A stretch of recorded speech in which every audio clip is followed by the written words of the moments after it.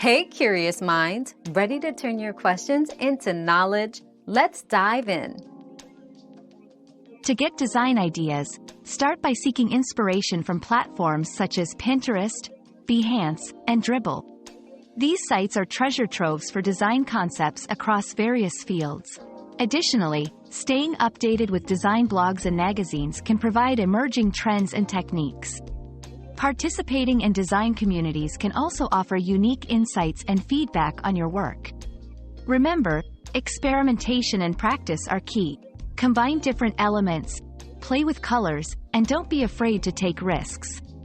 Finally, brainstorming sessions with peers can spark new concepts and broaden your creative outlook.